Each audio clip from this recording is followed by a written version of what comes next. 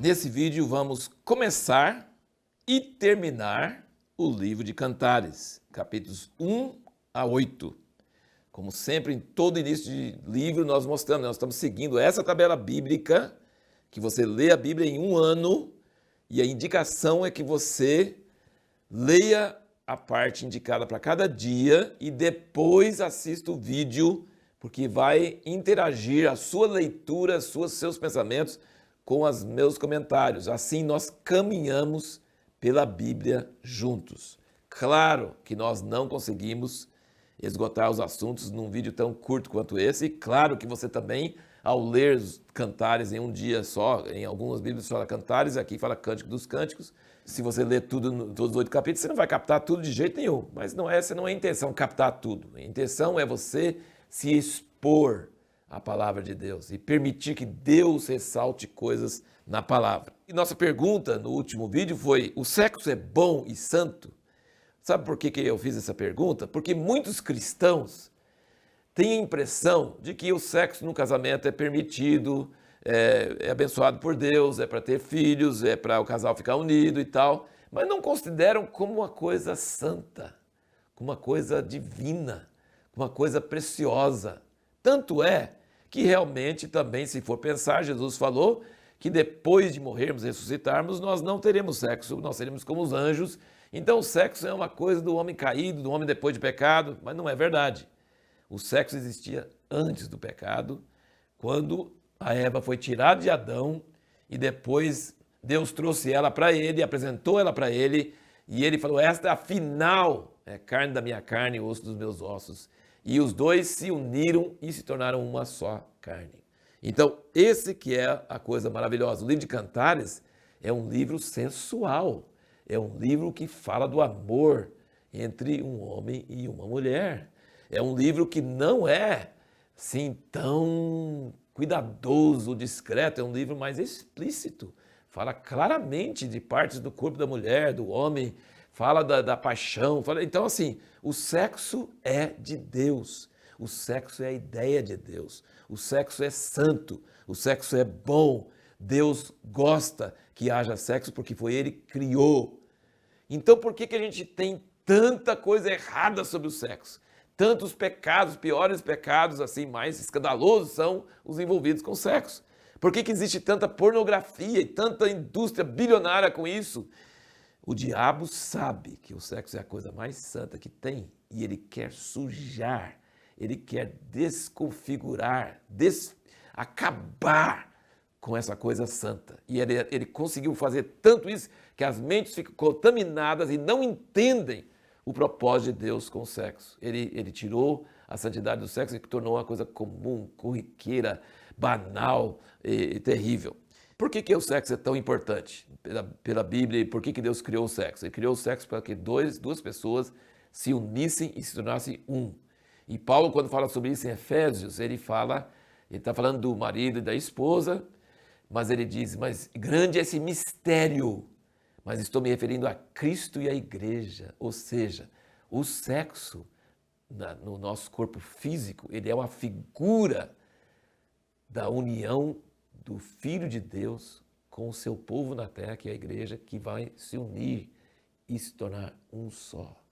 Não vai ser sexo, mas vai ser uma coisa superior a sexo. Assim como um cardápio no restaurante, tem aquelas fotos bonitas, mas não é a comida. Então o sexo é o cardápio, mas aquilo que nós vamos experimentar na união uns com os outros e com Cristo é muito superior. Por isso que não vai precisar mais de ter sexo na vida eterna, porque tem uma coisa muito maior, muito melhor. E é isso que o livro de Cântico dos Cânticos, ou Cantares, está enaltecendo, está trazendo à tona, está mostrando como isso é importante. Então você precisa abrir sua mente e pedir a Deus para lavar sua mente de todos os conceitos errados sobre o sexo que você tem tido. Tanto as proibições, tanto assim as coisas assim, se você quer ser santo mesmo, melhor não casar, melhor não ter sexo, melhor ficar só sem sexo nenhum, porque aí você vai ser mais santo, que muitos monges e freiras e tudo pensava isso, e a Bíblia mesmo fala contra isso. Ou então você vai estar se entregando à luxúria, aos pensamentos, às fantasias, também não é o caso. Aqui é uma coisa maravilhosa e bonita. Você quer entender sexo do ponto de vista de Deus? Leia Cantares. E aqui o que ele fala sobre o amor, deixa eu só chamar sua atenção para alguns aspectos. A descrição do amor em Cantares é muito forte. Ele usa as palavras anseio, prazer, ele usa muitos cheiros. Você viu tanto de cheiro? Incenso, mirra. Mirra é mencionado várias vezes e foi oferecido no nascimento de Jesus por aqueles que vieram do Oriente, nardo, muitos outros cheiros. E isso aqui tem muitos versículos que eu anotei aqui, ele falando sobre os cheiros, então parece que o cheiro, o olfato é muito importante no amor. Depois ele fala sobre os sabores, ele fala sobre maçãs, passas, mel, figos, leite, vinho. Então ele está usando muitas coisas, cheiros e sabores. E depois ele usa mais palavras, eu falei sobre anseio, prazer e tal, mas ele usa paixão, fogo. Ele falou que o amor é como fogo, o amor é forte como a morte, o desejo. E ele usa 2 vezes, eu estou doente de amor. Então ele está mostrando aqui uma paixão, uma saudade, um apego e todas essas figuras do amor. Então isso é muito maravilhoso. Tem muitos livros sobre o livro de Cantares, tem muitos livros que trazem um sentido espiritual, um sentido alegórico do livro de Cantares. Se você entender que a noiva é a igreja e o noivo é Cristo, então você tem realmente muitas dicas, muitas coisas preciosíssimas aqui para você entender como deve ser o nosso relacionamento com Jesus e vai consumar em casamento no final, em Apocalipse. O livro que eu li foi um clássico aqui, Cântico dos Cânticos, o misterioso romance, um clássico de Hudson Taylor. Nem sei se tem mais, se está sendo publicado ou não, mas Hudson Taylor foi um missionário muito maravilhoso, muito famoso, muito conhecido, que foi para a China, foi muito usado por Deus. Tem um livro dele chamado O Segredo Espiritual, de Hudson Taylor, é um clássico também. Mas esse livro eu li, né, sublinhei de diversas partes e tal, é muito interessante. Agora tem muitos outros, tá, que eu não li, que eu não tenho.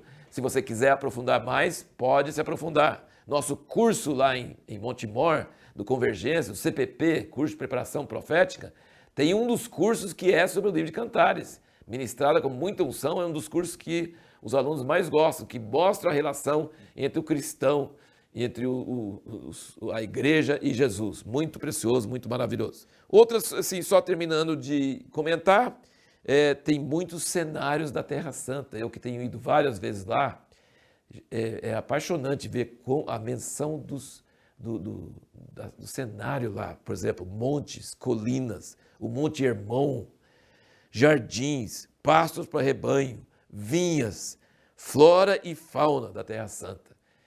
É um livro, gente, de alta poesia, alta qualidade, beleza singela, maravilhoso esse livro de Cantares, tremendo. E uma última coisa que eu queria ressaltar é que o que mais afeta a noiva é a voz do noivo. Isso é muito importante para nós, que Jesus está invisível, né? Só alguma visão, coisa, mas se a gente não tiver visão, ele é invisível. Mas nós podemos ouvir a sua voz. Olha o capítulo 5, versículo 6.